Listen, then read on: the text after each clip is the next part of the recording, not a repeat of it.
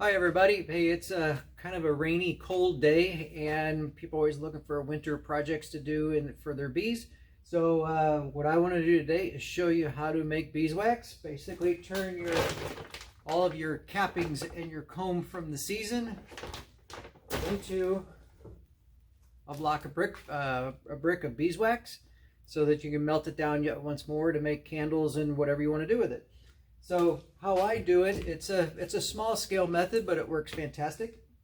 Is I go to Goodwill or somewhere and buy a used slow cooker pot, and basically use this as my medium for actually melting the wax. So what you do is you get some cheesecloth, just some regular cheesecloth, and cut it to the size of your pot. And then what you do is just cut it so it lays over the top of it. This was from my last batch. But first thing what you do is you actually put, I don't know, I've got like maybe inch and a half worth of water in the bottom. And that water will do is it will make steam, and it'll come up and it'll help melt the wax. Plus any particulates that make it through the cheesecloth will then sink to the bottom of the crock pot, and then that'll help make your wax pure.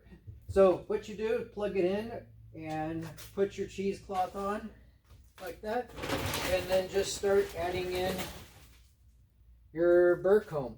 And what will happen is as you put the lid on, you'll notice that it'll start melting down, and it'll come through. Just keep on adding until you have sufficient amount of beeswax in there. I usually like to let it go of, like this, 1-2 inch thick brick.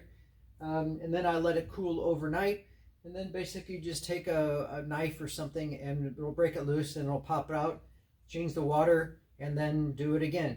Now if you want to get this more pure, what you would do is just go to 2 layers of cheesecloth, fresh water, melt it down again, go through the whole process, and then hopefully it should be as pure as you can. So I like to really use the cappings from when we harvested honey. That makes really, really nice beeswax. But all this burr comb, it's dark and nasty now, but it will filter out pretty nice. I'm not a big fan of scraping a lot of the wax out of frames. It's got so much brood comb, it's nasty, and plus the amount of wax you get out of it's very minimal. But I usually keep a can or something near my hives, and I'm constantly putting burr comb and anything else in there, and then over time it does add up. But the cappings from your honey harvest, that'll give you your biggest amount of honey. So let's take a closer look at what we have working here. So the inside of the pot, you'll see that we have our burr comb and everything, and it's still warming up in this case.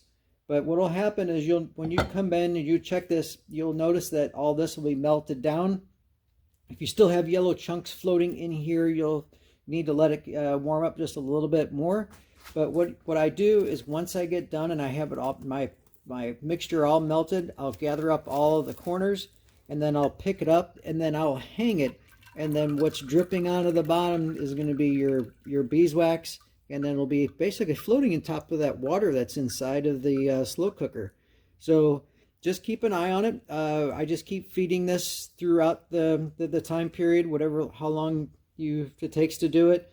And then just shut it off, let it cool overnight, and pull it out. And then all the contents that's left inside of the cheesecloth will just be all the nasty stuff, the brood and bee parts and things like that. So you'll want to eventually just take all this and just throw it away in the trash. So yeah, just keep watching it.